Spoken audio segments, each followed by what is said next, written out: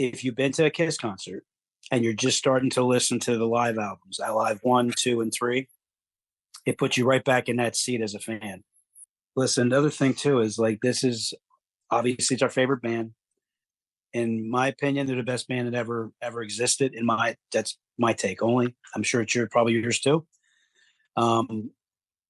But they're a live band, and that experience is something that, if you're a KISS fan and you haven't seen them live, I feel sad for you because I've been to many. I can't even tell you how many I've been to.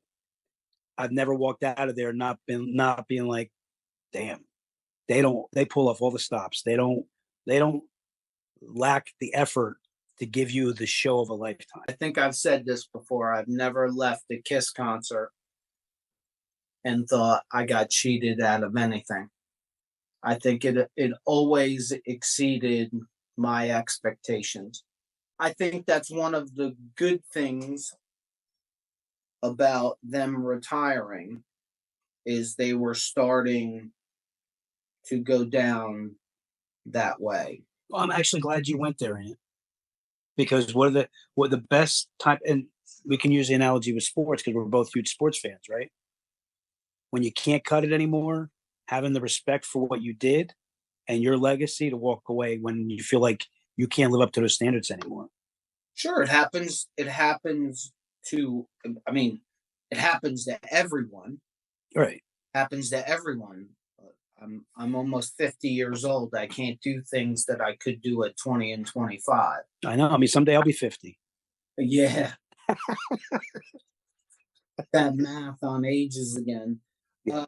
And also, it's the same thing with, in the last couple days while preparing for this, for some reason it popped in my head that I went to Lawrence Taylor's last game that he played before he retired. It was a playoff game against the Vikings. And you could tell on the field that was Lawrence Taylor. LT wasn't there anymore. It is what it is. And I think for some reason, fans of sports teams and of athletes are more understanding of that than music fans are.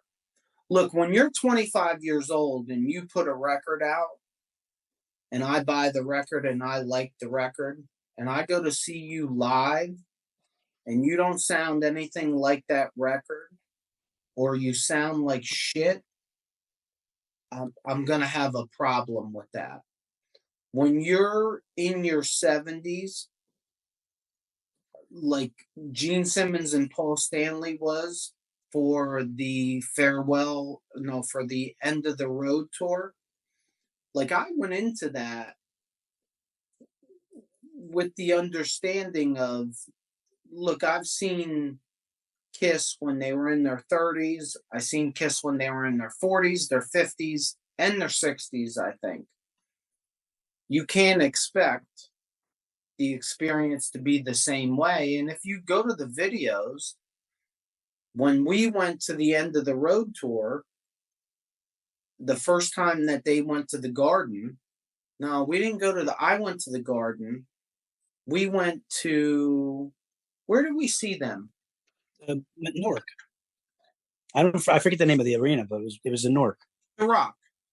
When we saw them, so I saw them in Madison Square Garden in March of 2019.